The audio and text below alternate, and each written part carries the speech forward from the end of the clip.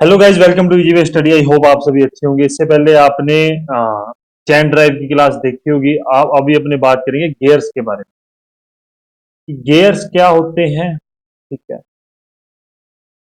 और उसके बाद में अपने बात करेंगे गियर गियर गियर ड्राइव्स के बारे में। ठीक है, कि एक गियर से मिलकर दूसरे गियर को कैसे चलाया जाता है, वो अपने गियर ड्राइव्स में पढ़ेंगे कितने प्रकार के होते हैं। उसको एक अलग वीडियो में लेके आएंगे।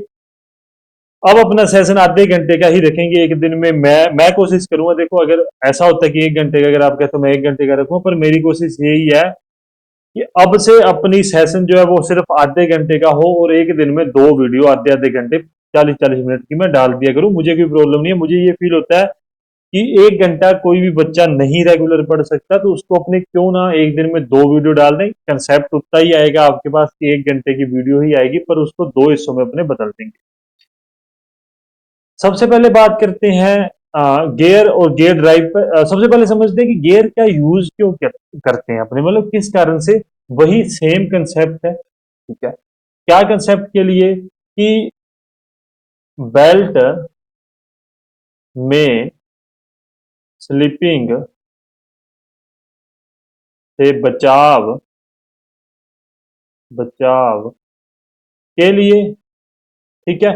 बेल्ट में स्लिपिंग से बचाव के लिए अपने क्या करते हैं, गियर्स का यूज करते हैं। इस बात को आप समझ लेना। गियर ड्राइव में अपने ये बातें नहीं करेंगे। गियर ड्राइव ही समझ लो एक प्रकार से कि मतलब आपको गियर ड्राइव या गियर के मैं आपको एडवांटेज डिसएडवांटेज भी बता दूंगा, लाभ हानियां भी बता दूंगा, क्यों उसका प्रयोग करते हैं वो भी बता दिया। बहुत कम डिस्टेंस होती है वहां पर अपने क्या करते हैं, गियर्स का यूज करते हैं। अब मैं बात करता हूं एडवांटेज की। एडवांटेज लाभ के बारे में बात करता हूं। किसके, गेयर्स के बारे के लाभ क्या क्या होते हैं। सबसे पहले लाभ, फिर हानियां देखेंगे। गेयर्स क्या होते हैं आप इस चीज को समझ लेना। मतलब आपको ये इस प्रकार के गेयर होते हैं। ठीक है, ये गेयर है। इस बात को आपने जो सिंपली आप जिस चीज को जानते हो, आप इस चीज को जानते हो। कौन से प्रकार का है वो अपने आगे बात करेंगे। स्पर प्रकार का है ये वैसे। परंतु अपने उस चीज के बारे में आगे बात करेंगे। ये गियर को आप जानते हो, इसके एडवांटेज इसके डिसएडवांटेज अपने देखते हैं। जो सिंपली आप किसी गियर के बारे में जानते हो, उस चीज के बारे में बात करें। सबसे पहले इसका लाभ क्या है। इट ट्रांसमिटेड ट्रांसमिटेड एग्जैक्ट है एग्जैक्ट वेलोसिटी। हाँ, क्या करता है ये, वेलोसिटी रेशो। ये क्या करता है, यह पूरा एक एग्जैक्ट वेलोसिटी रेशो प्रोवाइड करता है। मतलब इसमें किसी प्रकार की कोई भी हानियां नहीं होती।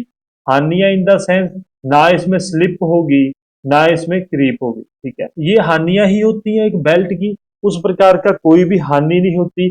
यह ट्रांसमिट मतलब संचरित करता है। ठीक है।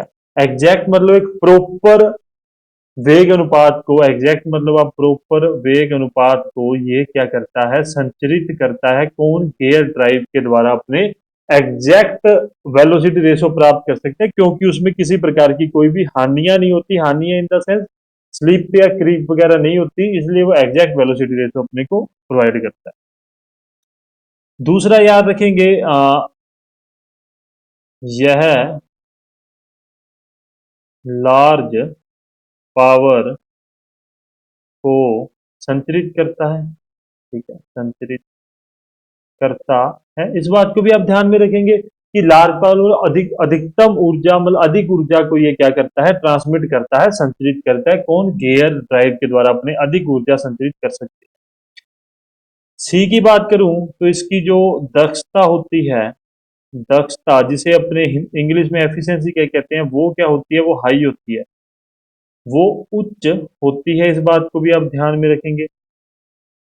और डी का इसकी बात करूं, एक कॉम्पैक्ट लेआउट होता है। ठीक है, मतलब अपने आसान भाषा में कॉम्पैक्ट मतलब एक आसान लेआउट होता है। ये नहीं है कि आपको बहुत ज्यादा कोई नॉलेज चाहिए इस चीज के लिए। ठीक है, एक कॉम्पैक्ट एक अच्छा, मतलब अच्छा तो मैं क्या, एक टेक्निकल वर्ड्स में ये एक छोटा पैकेट और बड़ा धमाके वाली चीज हो सकती है ये, कि मतलब एक कॉम्पैक्ट लेआउट होता है। एक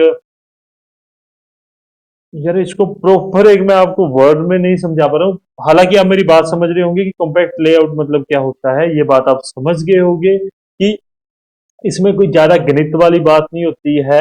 एक छोटे से एरिया ये घेरता है, ज्यादा एरिया नहीं घेरता। इस प्रकार का इसका लेआउट होता है। ये बात आप समझ।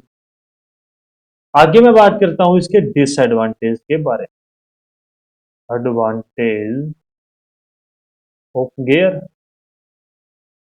ठीक है। हाँ, हानियां के बारे में, हानि के बारे में अपने डिस्कस करते हैं कि क्या क्या इसके अंदर हानियां हो सकती हैं।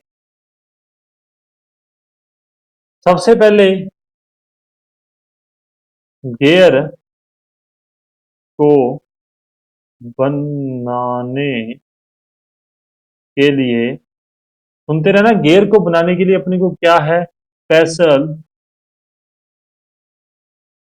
स्पेशल टूल्स, एस नहीं आएगा, टूल्स एंड इक्विपमेंट इक्विपमेंट चाहिए होते हैं। ठीक है। मतलब गियर को बनाने के लिए अपने को स्पेशल टूल्स और इक्विपमेंट चाहिए, क्योंकि थोड़ा सा डिफिकल्ट होता है। अपने जब इसकी टर्म्स वगैरह पढ़ेंगे, नोमिकल्चर ऑफ गियर पढ़ेंगे, ठीक है, नामांकन जिसे अपने कहते हैं वो पढ़ेंगे, इसके नाम वगैरह पढ़ेंगे, तब आपको थोड़ा स्ट्रक्चर समझ आएगा कि इसको बनाना थोड़ा सा मुश्किल होता है। दूसरा, आ, यदि गियर में कोई एरर, ठीक है, एरर मतलब कोई गलती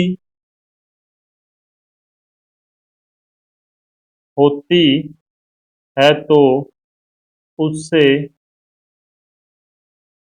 वाइब्रेशन, वाइब्रेशन का एक अपना मतलब पॉइंट भी क्लियर हो गया।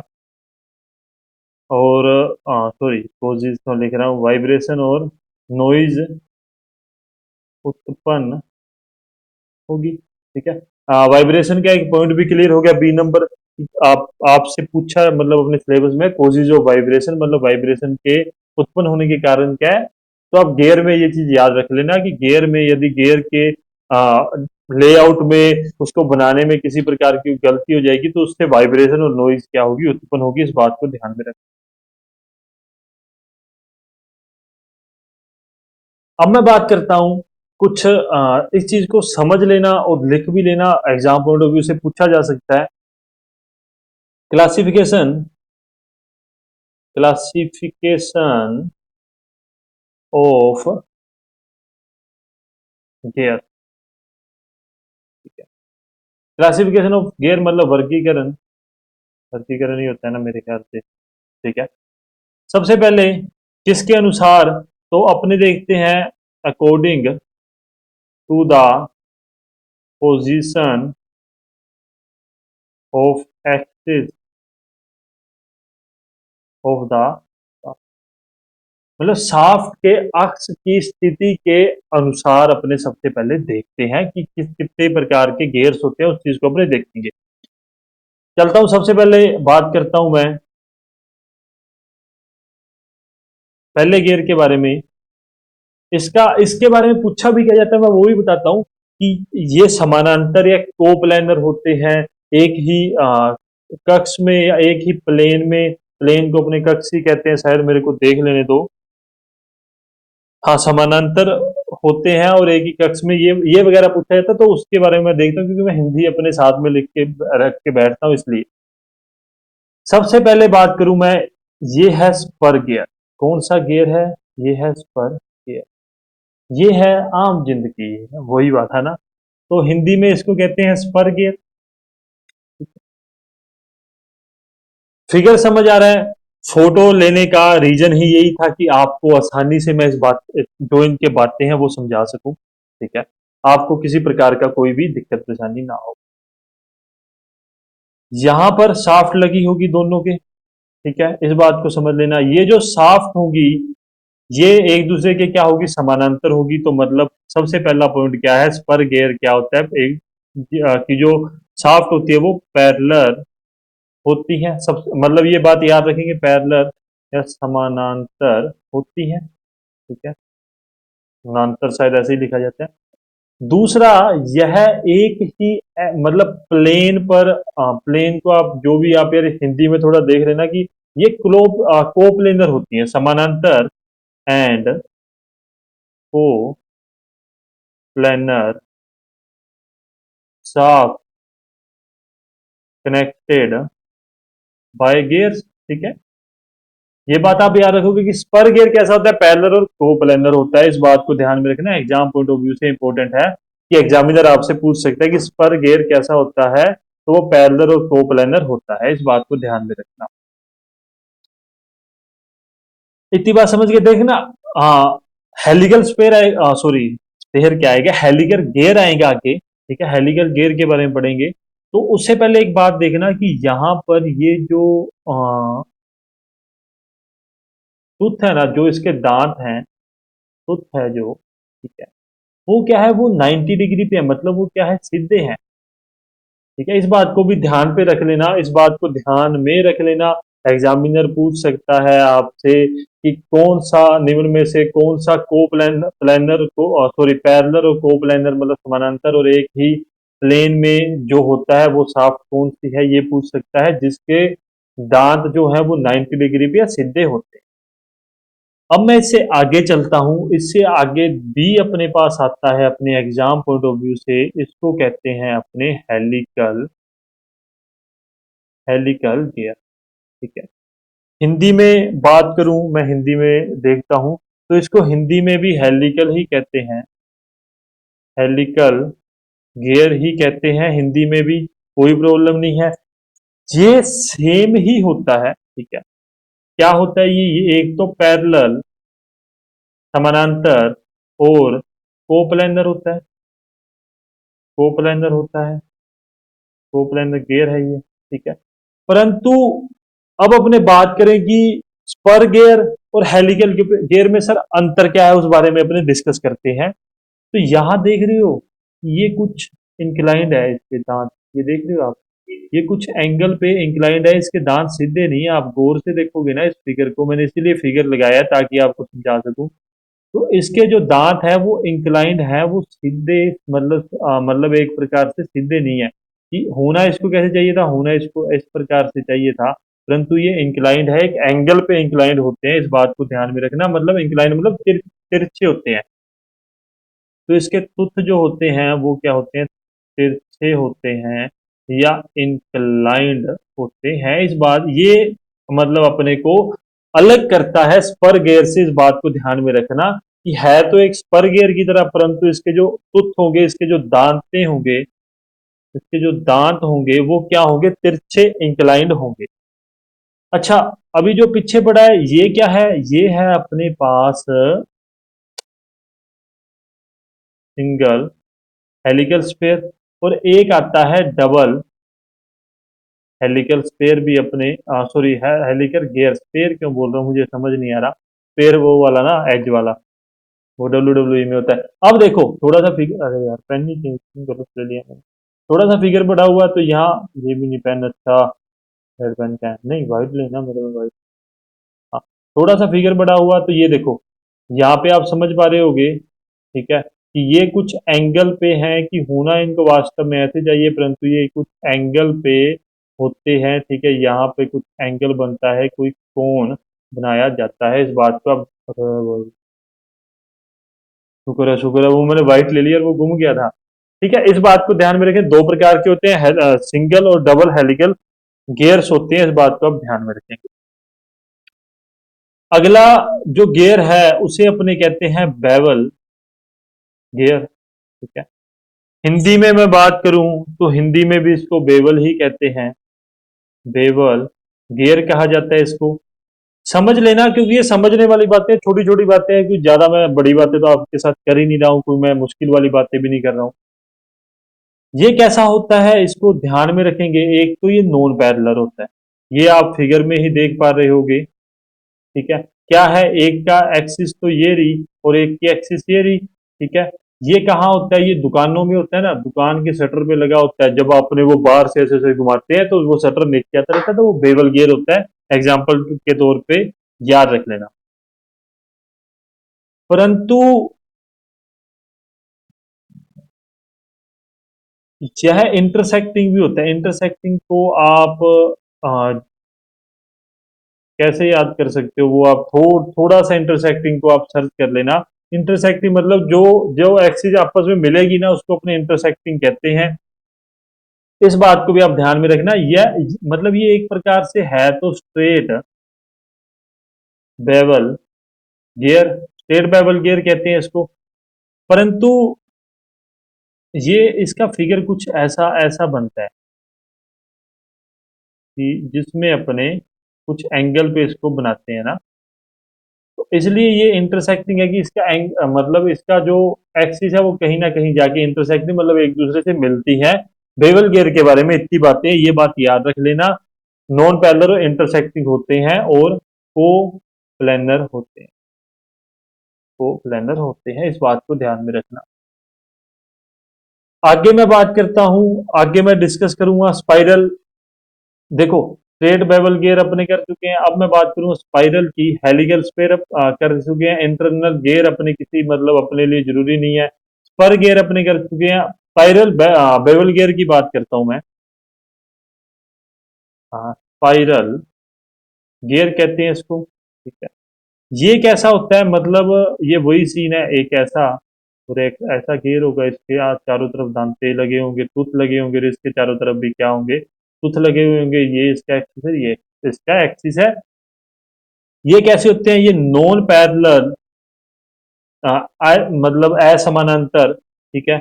नॉन इंटरसेक्टिंग, इंटरसेक्टिंग मतलब जो एक दूसरे से मिलते हैं, ये एक दूसरे से मिल नहीं पाते इसकी एक्सिस। तथा नॉन को प्लानर गियर क्या प्रकार होते हैं, इस बात को आप ध्यान में रखेंगे। इस बात को गौर से जो बात कर रहा हूं उस चीज को समझ लेना। पीछे वापस चलता हूं, वापस चलते हैं तो अपने बात करते हैं वर्म गियर और रैक एंड पिनियन के बारे में। हिंदी में भी इसको यही कहते हैं। थोड़ा सा इसके बारे में कंसेप्ट समझ लेना, अदरवाइज कोई भी बात नहीं है।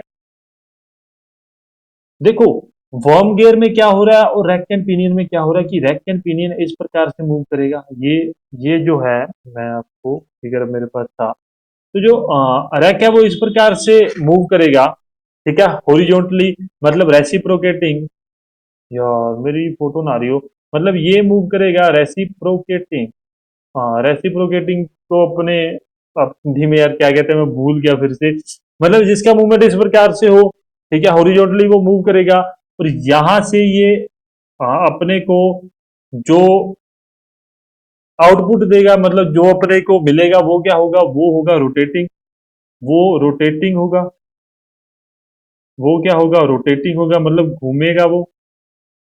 और ये क्या होगा, नीचे वाला रैक क्या होगा, वो रेसिप्रोकेटिंग होगा।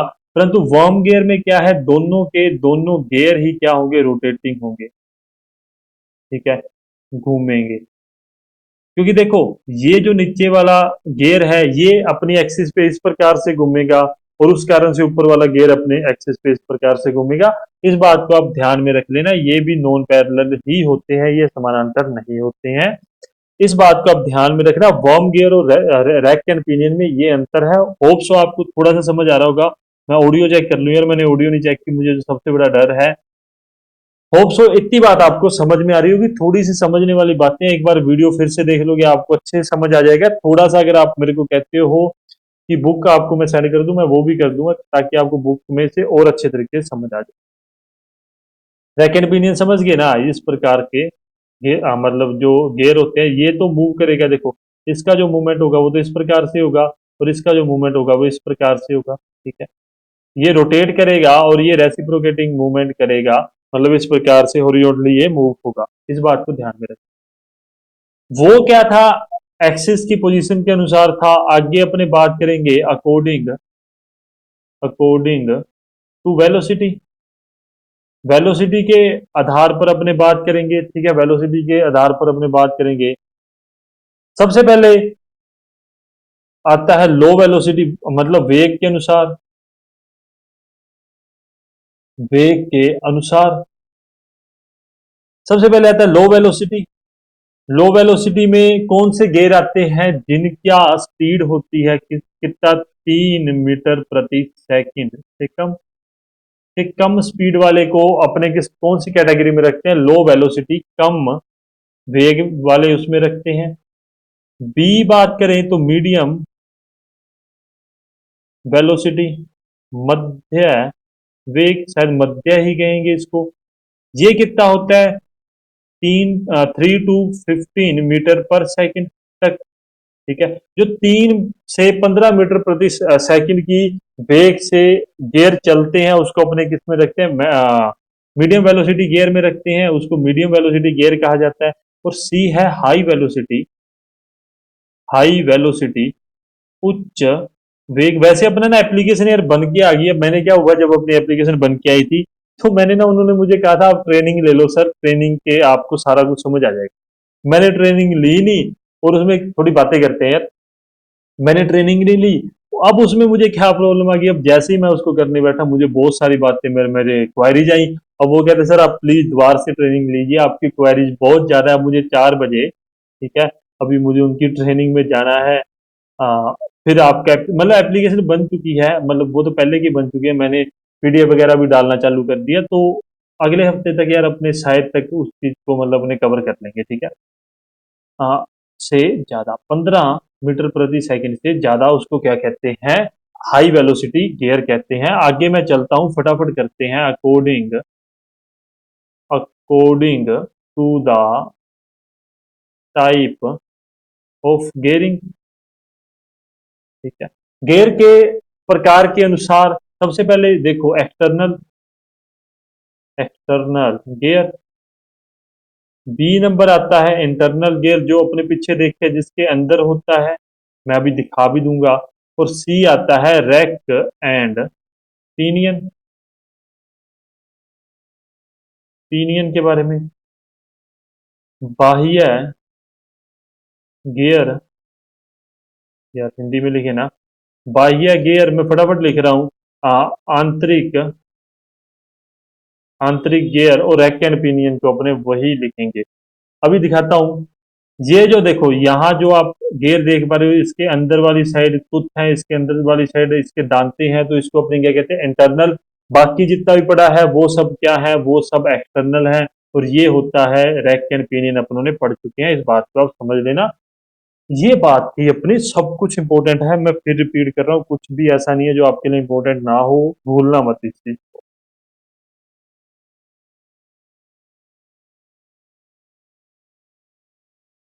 अब मैं डिस्कस करूंगा जहां से प्रश्न पूछे जाते हैं और जहां पर आप जाके कंफ्यूज होते हो, उन सभी बातों के बारे में डिस्कस करता हूं। आराम से समझाऊंगा। देखो मेरे को कोई जल्दी नहीं है, ये टॉपिक ऐसा जो मुझे खुद को जब मैं पढ़ता था तो मुझे नहीं समझ आया था, परंतु अब मुझे ये समझ आया हुआ है। टर्म्स जितनी भी हैं वो समझा दूंगा, होती क्या है उसके बारे में अपने लिखेंगे, आगे चल के एक एक टर्म्स के बारे में लिख लेंगे, ताकि आपके एग्जाम में प्रॉब्लम ना हो। लिखना जरूरी है, लिखना मत छोड़ना, सभी चीजें लिखा करो। अब देखो अपने सामने क्या सीन है, ये दो गेयर है, एक और दो। ये क्या है? दो गेयर है, इसको क्या कहते हैं अपने? दो गेयर मतलब टॉपिक का नाम क्या है? टर्म यूज इन गेयर, मतलब क्या उनके नामांकन, उनके नाम क्या क्या यूज होते हैं उसके बारे में डिस्कस करते हैं। सबसे पहले मैं बात करता हूं आपके सामने अडेंडम सर्किल के बारे में। अडेंडम सर्किल के बारे में सबसे पहले मैं बात करूं, अडेंडम सर्किल के बारे में, या अडेंडम के बारे में, जो भी आप कहना चाहो। नहीं नहीं नहीं नहीं, अडेंडम छोड़ो, अडेंडम छोड़ो, थोड़ा सा रुको। मैं सबसे पहले बात करूंगा पिच सर्किल के बारे में। अब आ जाओ यहां पर, मैं इसको पेन ले रहा हूं ब्लैक। ये जो सर्किल है, ठीक है, पिच सर्किल, यहां पे पिच सर्किल बनाया गया है। अब आप कहोगे सर पिच सर्किल होता क्या है, वो बताइए। सबसे पहले यह एक काल्पनिक सर्किल है, ठीक है। क्या है ये? एक काल्पनिक सर्किल है। अपने ये मानते हैं कि पिच सर्किल पर ही, यहां पे देखोगे ना, यहाँ पिच सर्किल पर ही जो दांत है, जो तुथ है, ठीक है, वो एक दूसरे से मैच होते हैं, मतलब एक दूसरे जुड़ते हैं, तो इसलिए इसको क्या कहा जाता है? काल्पनिक सर्किल कहा जाता है। कि जब दूसरा जो दांत आएगा वो यहां तक ही, ठीक है, यहां पर ही वो आके जुड़ेगा। कुछ ऐसे तरीके से, रुको, कि वो यहां पर ही आके उस चीज का मतलब वो जो तुथ होगा वो जुड़ेगा, ठीक है। काल्पनिक सर्किल होता है पिच सर्किल, इस बारे में आप ध्यान रखना, इस बारे को आप भूलना मत। अब मैं बात करता हूं अडेंडम सर्कल, डिडेंडम सर्कल क्या होता है, टोटल डेप्थ, अब आपको समझ आ जाएगा। पिच सर्किल आप ध्यान में रखोगे, एक काल्पनिक सर्किल है जिसके जिसे अपने मानते हैं कि वास्तव में उसके ऊपर ही जो गेयर, जो दो गेयर है वो वास्तव में उसी के ऊपर मर्ज हो रहे हैं, उसी के ऊपर मैश हो रहे हैं, उसी के ऊपर घूम रहे हैं। पिच सर्किल समझ लिया तो सब कुछ समझ आ जाएगा। अब एक सर्किल आता है, उसको कहते हैं अडेंडम सर्किल। ये जो ऊपर ही ऊपर आप सर्किल देख रहे हो, जो उसके अपर फेस से होते हुए जो गेयर के, ठीक है, ये जो गेयर है उसके ऊपर ऊपर वाले हिस्से से होते हुए जा रहा है, इसको अपने सर्किल को अपने क्या कहेंगे, अडेंडम, अडेंडम सर्किल। ठीक है, मतलब वह सर्किल जो गेयर गेयर के ऊपर ही, मतलब मैक्सिमम हाइट के ऊपर से जाए, उसको अपने क्या कहेंगे, और उसको अपने अडेंडम सर्किल कहेंगे। उसके बाद में एक सर्किल और आता है, उसके बारे में मैं डिस्कस करता हूं आपसे। ये जो सर्किल आप देख रहे हो ना, उसके तीन चीजें आप समझ लेना, अडेंडम, डिडेंडम और पिच सर्किल। ये जो सर्किल, नीचे एक एक करके कंफ्यूज मत होना, आराम से पढ़ा रहा हूं, फिर बाद में रिपीट कर दूंगा। ये जो सर्किल आप देख रहे हो, इसको अपने कहेंगे डिडेंडम सर्किल, ये लिख रखा। हिंदी में भी यही कहते हैं, घबराना मत, हिंदी में सर्किल को वृत्त कहते हैं, इस बात को ध्यान में रख लेना, अन्यथा बाकी सभी चीजें बराबर ही है। डिडेंडम सर्किल की बात करूं, गेयर के निचले तले, मतलब यहाँ जो सबसे लोएस्ट नीचे वाला तला होगा ना, ठीक है, ये जो गेयर है इसके ऊपरी हिस्से को तो अपने एडेंडम कहेंगे, और नीचे वाले तले को अपने क्या कहेंगे, एडेंडम सर्किल कहेंगे। दो बातें आप समझ लेना, इस बात को कंफ्यूज मत होना, यहाँ भी लिख रखा है, ये लिख रखा है एडेंडम सर्किल। पेन चेंज करता हूं, फिर आगे समझाता हूं, समझना लिखवा दूंगा, लिखवाने वाली बात बाद में है, आराम से बैठो, पहले समझो, समझना जरूरी है, स्किप कर लिया तो आपकी मर्जी है, मैं कुछ नहीं कहता। पिच सर्किल से, यहां देखो, पिच सर्किल से अडेंडम सर्किल की दूरी को अपने क्या कहते हैं, ठीक है, उस दूरी को अपने क्या कहते हैं, उस दूरी को अपने कहते हैं अडेंडम, याद रख लोगे। और पिच सर्किल से डिडेंडम सर्किल की दूरी को अपने क्या कहेंगे, उसको सर अपने कहेंगे डिडेंडम कहेंगे, ये भी याद रख लोगे। पांच बातें मैंने बताई है, पिच सर्किल क्या होती है, अडेंडम सर्कल, डिडेंडम सर्कल, अडेंडम और डिडेंडम क्या होता है, पता नहीं क्या हो रहा है, उस बात को आप ध्यान में रखना। ठीक है, अब मैं आगे चलता हूं, आगे अपनी बात करेंगे इसी के ऊपर, एक ये सर्किल और है, उसको खत्म करके फिर आगे चलते हैं। ये सर्किल देख रहे हो, ठीक है, ये सर्किल के बारे में बात करता हूं। इस सर्किल को कहते हैं क्लीरेंस या वर्क डेप्थ सर्किल। हिंदी में मैं थोड़ा सा देखूं तो मैंने कहाँ लिख रखा था, गियर्स के बारे में मेरे को कहीं ना कहीं लिखा हुआ था, अवकाश, अवकाश वर्त कहेंगे इसको, इसको क्या कहेंगे, अवकाश कहते हैं। क्लीयरेंस को क्या कहते हैं, हिंदी में अवकाश कहते हैं, इस बात को ध्यान में रख लेना। चलिए बात करता हूं अवकाश, अवकाश पता नहीं अवकाश क्या होता है, फिर अपने अवकाश सर्किल के बारे में, वर्किंग डेप्थ सर्किल के बारे में अपने डिस्कस करेंगे। हिंदी में नहीं दे रखा, हाँ दे रखा भाई, दे रखा कार्यकारी गहराई वृत्त, ठीक है, कार्यकारी गहराई वृत्त के बारे में अपने बात करें। क्लीयरेंस क्या होती है, देखो, जब इन दोनों गेयर के, गेयर नंबर एक और गेयर नंबर दो, जब इन दोनों गेयर के बीच में गेयर आएगा तो यहां तक ही, मतलब मैं मानता हूं कि यहां पर ये रेड रेड एरिया पे दूसरा गेयर आ गया, ठीक है, और यहां पे नीचे जो ये एरिया बच जाएगा ना, ठीक है, ये इतनी बात आप समझ गए ना, मैं इस चीज को इरेज कर रहा हूँ, रुक जाओ, मैं इस चीज को इरेज कर रहा हूँ। अब सुनो, आराम से एक एक पॉइंट पे बात करेंगे ना, अपना पिच सर्किल हो गया, ये हो गया, ये हो गया, इस पे सर्किल लगा लेता हूं मैं, ये भी हो गया डिडेंडम सर्किल। देखो यहाँ पे मैं क्या कह रहा हूँ, यहाँ पे एक गियर आता है, ठीक है, वो मैच हो जाता है यहाँ पर कुछ क्लियरेंस बच जाती है, कुछ अवकाश बच जाता है, ठीक है, उसको अपने क्या कहते हैं, क्लियरेंस कहते हैं। और वहां पर जो सर्किल बनता है उसको क्या कहते हैं, क्लियरेंस सर्किल कहा जाता है। इन दो बातों को आप ध्यान में रखना, इस दो बातों पे आप कंफ्यूज मत होना। क्लीयरेंस और क्लीयरेंस या वर्किंग डेप्थ सर्किल इसको अपने कहते हैं, इस बात को आप ध्यान में रखेंगे, इस बात में कोई कंफ्यूज नहीं होगा। देन अपने बात करते हैं टोटल डेप्थ, कुल गहराई के बारे में, कुल गहराई के बारे में। ठीक है, कुल गहराई क्या होगी? Addendum plus dedendum. क्या, एक सेकेंड, अडेंडम प्लस डिडेंडम को अपने क्या कहेंगे? टोटल डेप्थ कहेंगे। समझ पा रहे हो गए? अब फिगर अपने पास सामने फिगर भी पड़ा है। ठीक है, यहाँ से यहाँ तक की डेप्थ को अपने क्या कहेंगे? टोटल डेप्थ कहेंगे। ठीक है, इस बात को आप समझ गए होगे। अब मैं बात करता हूँ सर्कुलर पिच क्या होता है। पिच अपने से नॉर्मली पूछा जाता है, पिच सर्किल डायग्राम और सर्कुलर पिच, इन दो दो तीन चीजों का कंसेप्ट है जो अपने से पूछा जाता है बार बार। पिच क्या होता है? पहले गियर का स्टार्टिंग और दूसरे गियर की स्टार्टिंग की दूरी को अपने क्या कहेंगे? पिच कहेंगे। मैं फिर इरेज कर देता हूं, मैं सब कुछ इरेज कर रहा हूं, वापस से इसको समझाऊंगा। यहां से और यहां की दूरी को मैं क्या कहूंगा? पिच कहूंगा, मतलब सर्कुलर पिच कहूंगा। सर्कुलर पिच कहूंगा। इस बात को भी आप समझ गए होगे, किसी को कोई प्रकार की प्रॉब्लम नहीं होगी, इतना भी आप समझ गए। सर्कुलर पिच को हिंदी में क्या कहेंगे? वर्तीय पिच कहते हैं। वर्तीय पिच, सर्कुलर मतलब वर्त और पिच मतलब पिच ही रहेगा। टेक्निकल टर्म्स इसमें सारी जितनी भी है वो हिंदी इंग्लिश दोनों सेम है। अच्छा, अब उसके आगे जो बातें रहेगी अभी मैं उसके बारे में बात करता हूं। एक था टोटल डेप्थ, ये पढ़ लिया। आगे बात करते हैं वर्किंग डेप्थ। कार्यकारी गहराई, ये मेरे दिमाग से निकल गया था। वो क्या होता है? टोटल डेप्थ को क्या होता है? एडेंडम प्लस डिडेंडम को अपने टोटल डेप्थ कहेंगे। परंतु अडेंडम टू क्लीयरेंस तक तो अपने क्या कहेंगे? ठीक है, मतलब अपने अडेंडम प्लस डिडेंडम माइनस क्लीयरेंस कर देना, तो अपने पास क्या निकलेगा? वर्किंग डेप्थ निकलेगी। ये थोड़े से टर्म्स है जो याद रखना, प्लस माइनस वाला। ठीक है, इस चीज को भी आप ध्यान में रख लेना।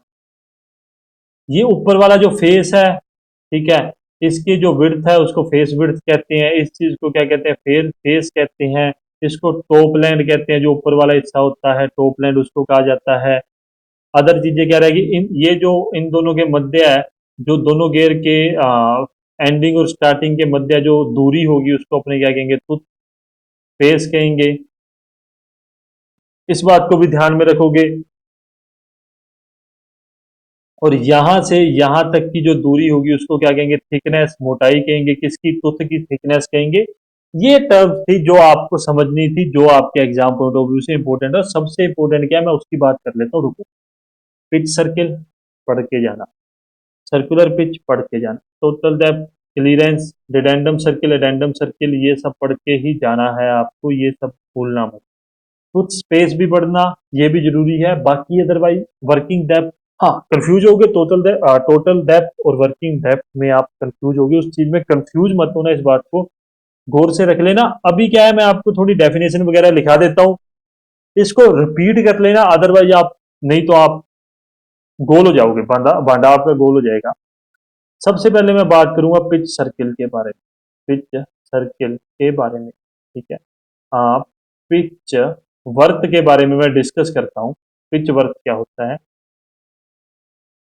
यह एक इमेजिनरी वर्त, काल्पनीय वर्त है जो गियर को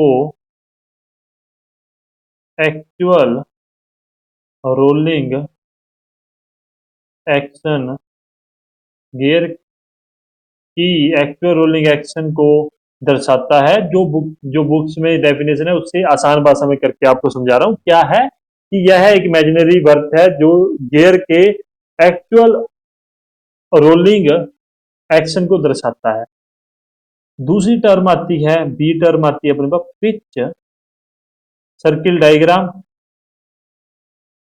और सॉरी, पिच सर्किल डायमीटर। ठीक है, पिच वर्त व्यास अपने इसको कहते हैं। कुछ भी नहीं है, जो ये सर्किल है, ठीक है, उसके डायमीटर को अपने क्या कहेंगे? Pitch circle diagram. Pitch circle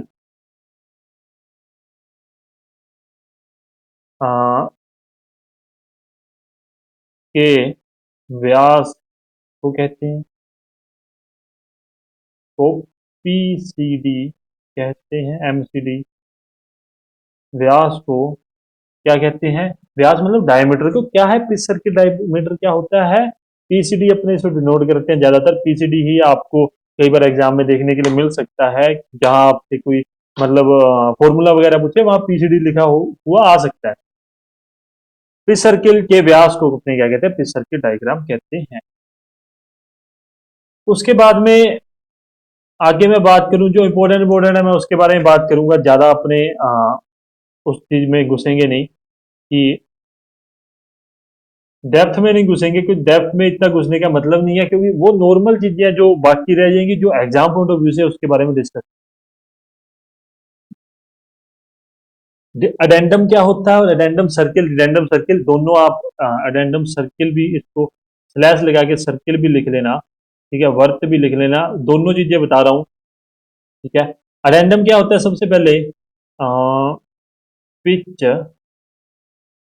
circle से टूथ के टॉप के मध्य की दूरी, दूरी, ठीक है, उसको क्या कहते हैं? अपने अडेंडम कहते हैं। कोई भी नहीं पूछेगा, फिर भी अपने को याद रखना चाहिए सर्किल क्या है। तो वहां पर जो एक सर्किल बनाया जा सकता है, काल्पनिक सर्किल आप उसको नहीं कह सकते हो, क्योंकि वो वास्तव में होता है कि आपने एक सर्किल उसको बनाएंगे तो उसको अपने क्या कहेंगे? अडेंडम सर्किल कह देंगे। हिंदी में सेम होता है, हिंदी में कंफ्यूज मत होना। डिडेंडम सर्किल के बारे में बात करता हूं मैं कि सर डिडेंडम सर्किल क्या होता है? कुछ नहीं होता। क्या होता है? डिस्टेंस बिटवीन किसके अंदर? पिच सर्किल, मतलब पिच सर्किल मतलब क्या? Pitch worth to the bottom of the tooth, ठीक है। इसको क्या कहते हैं? अडेंडम सर्किल क्या है? उसके ऊपर जो सर्किल बन जाएगा उसको अपने अडेंडम सर्किल कह देंगे, डिडेंडम सर्किल कह देंगे। अब मैं बात करता हूँ, अब आपके काम की चीजें आनी चालू हो रही है, ठीक है। सर्कुलर पिच के बारे में डिस्कस करता हूँ, जो अपनों ने पढ़ा था। होता क्या है ये?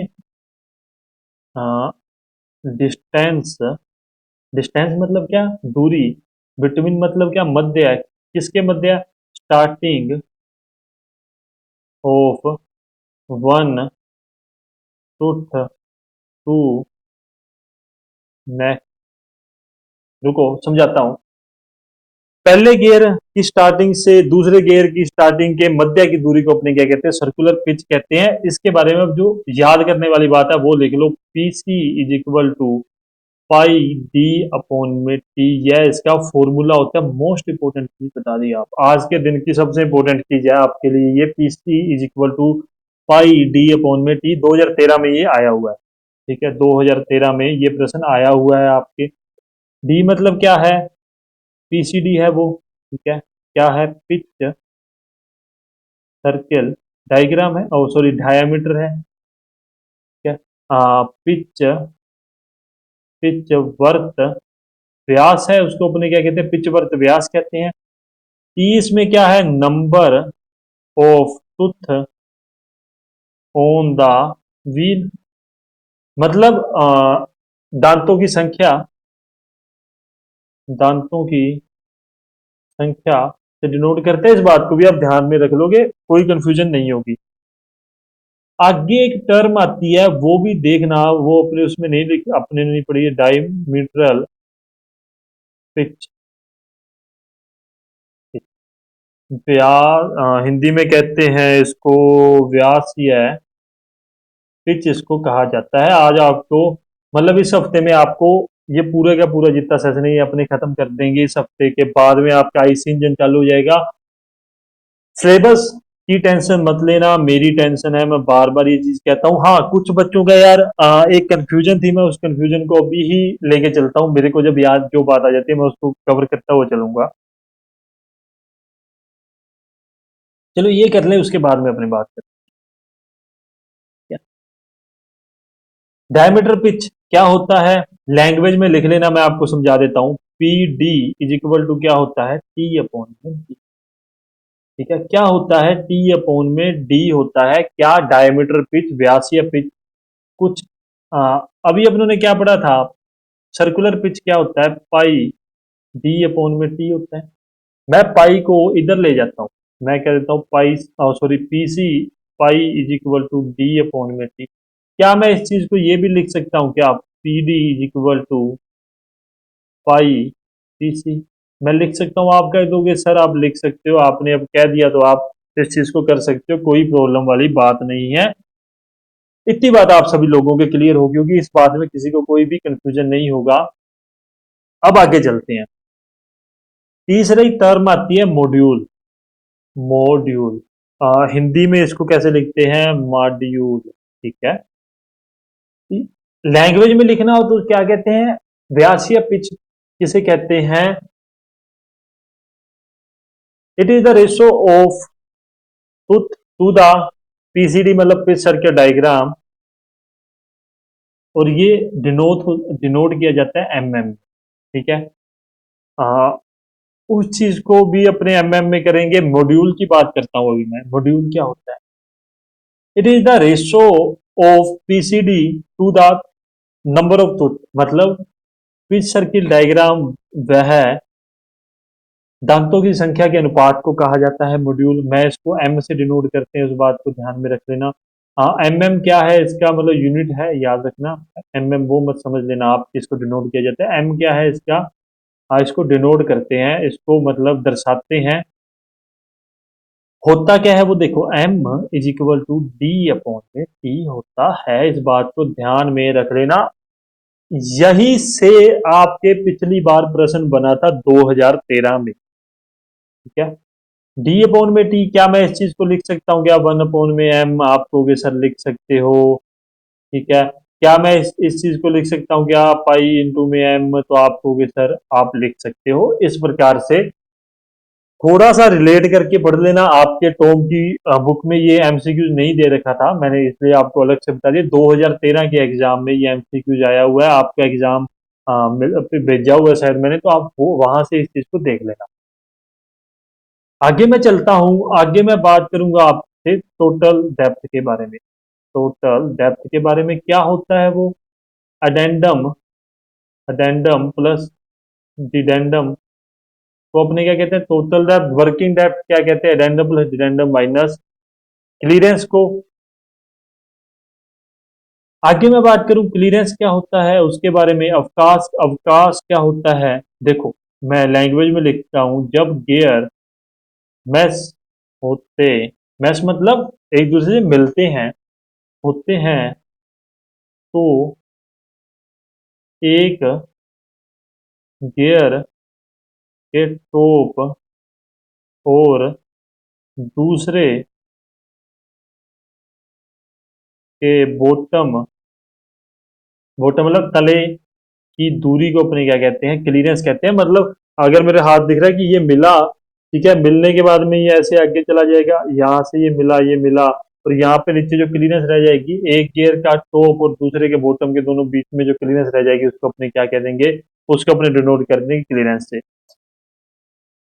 अदर, अब आपके पास जो छोटी मोटी टर्म्स है मैंने आपको वो वही समझा दी है पीछे ही। ठीक है, हाँ, टूथ स्पेस क्या होता है, फेस क्या होता है, टूथ की थिकनेस किसे कहते हैं, वो सब आपको, ये चीज नॉर्मल है, वो आप सभी कर लोगे।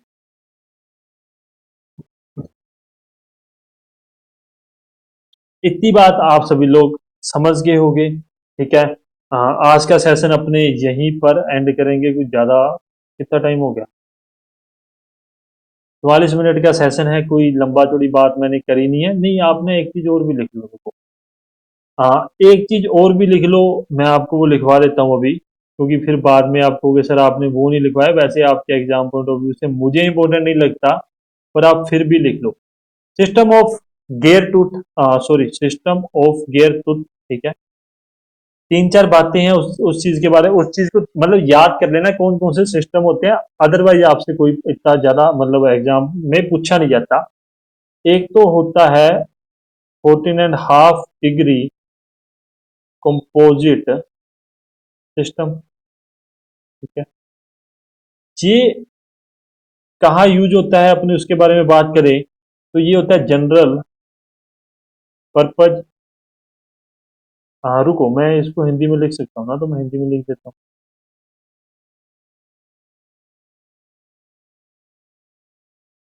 कहाँ यूज किया जाता है, तो इसको यूज किया जाता है सामान्य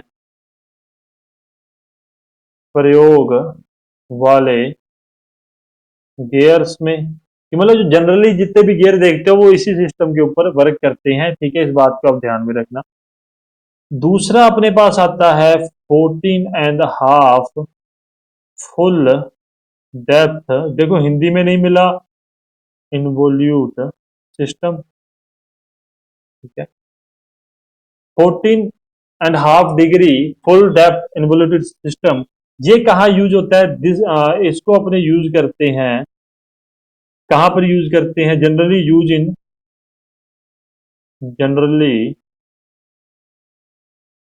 general use in helical and spur gear में, पर गियर में अपने इस चीज को यूज में करते हैं, इस बात को भी आप ध्यान में रखोगे।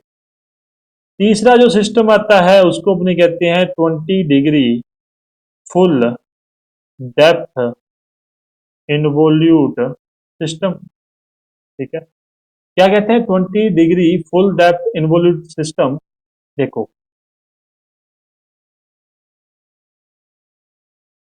प्रेशर एंगल को 14.5 डिग्री से 20 डिग्री तक बढ़ाने पर हमें स्ट्रोंगर टूथ प्राप्त होते हैं, ठीक है, होते हैं। इससे अपने को क्या है? स्ट्रोंगर टूथ अपने को क्या प्राप्त होते हैं कि यदि अपने प्रेशर एंगल को बढ़ाते हैं 14 से 20 डिग्री पर। एग्जाम पॉइंट ऑफ व्यू से मुझे इंपॉर्टेंट नहीं लगता, पर करवाना मेरा फर्ज है, जो आपके एग्जाम में आ सकता है वो बातें मैं करवाता हुआ चलूंगा।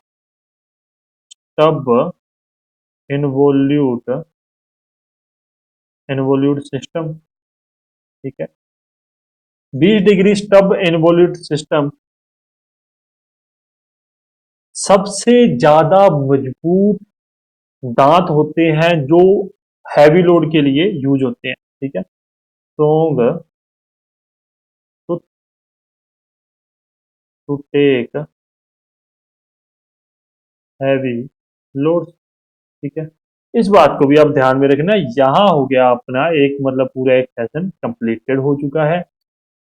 अभी गियर पूरा नहीं हुआ, मैं पहले ही कह रहा हूँ गियर पूरा नहीं हुआ, गियर ड्राइव पड़ा है अभी, ठीक है, जिसमें अपने सिंपल, कंपाउंड, इन्वर्टेड, एपीसाई के लिए 4 पढ़ेंगे। ये 30 मिनट के अंदर अंदर मैं खत्म करवा दूंगा, ठीक है। 30 मिनट से ज्यादा का खेल नहीं है इसको पढ़ना। तो गियर ड्राइव अपने अगली वीडियो में करेंगे। आपकी वीडियो छोटी ही रखने की कोशिश की जाएगी कि आपको छोटी वीडियो दी जाए, ज्यादा वीडियो डाल दूंगा, मुझे कोई प्रॉब्लम नहीं है, पर अपने थोड़ा टाइमिंग कम करेंगे, टाइमिंग कम करके चलेंगे। अच्छा, अब मेरा प्रश्न था, मतलब सॉरी, आप लोगों का कंफ्यूजन था कि सर मोटर व्हीकल एक्ट, ठीक है, मोटर व्हीकल एक्ट। देखो, मैं सीधी सी बात कहता हूं, मैं बड़ा डायरेक्ट फॉरवर्ड बात कहता हूं आप सभी को।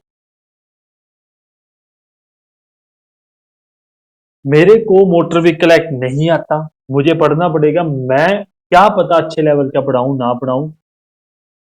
मैं हमेशा एक ही बंदे को रिकमेंड करता हूं आपको, मन्नू एकेडमी को, ठीक है, एकेडमी को मैं रिकमेंड करता हूं।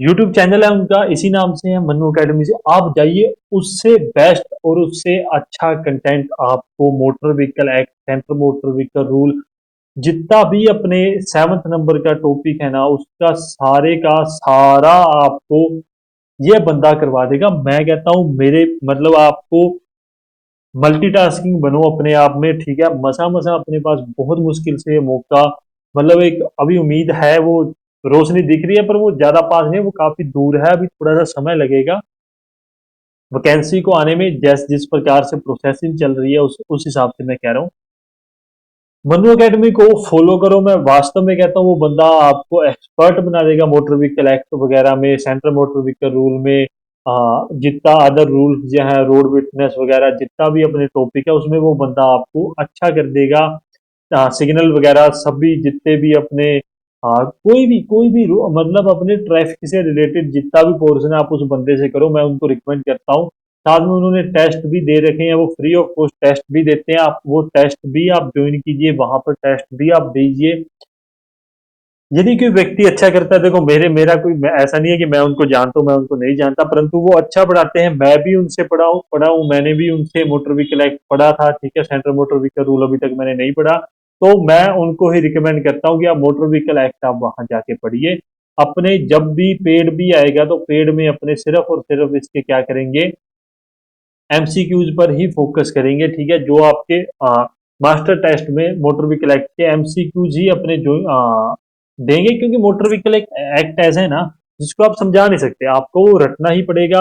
आपको वो एक्ट वगैरह सब उसके सेक्शन वगैरह जो है वो आपको रटने ही पड़ेंगे। उस चीज में मैं आपकी कोई हेल्प नहीं कर सकता, वास्तविक बात ये है। फिर भी आप मन्नू अकेडमी ज्वाइन कीजिए, वो आपको अच्छा करवा देंगे, वो यूट्यूब पे फ्री ऑफ कॉस्ट पढ़ा रहे हैं, तो अच्छी बात है। आप उन बंदों को फॉलो कर सकते हो, वो बहुत अच्छा पढ़ाते हैं। यही अपना सेशन एंड करते हैं अपने, ठीक है। इसके अगली क्लास, अगली वीडियो गियर ड्राइव होगी,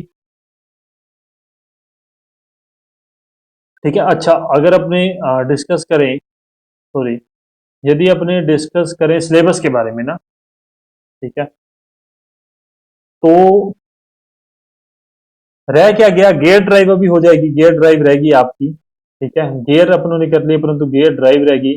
फ्रिक्शन क्लचेज रह गए हैं एक दिन के अंदर।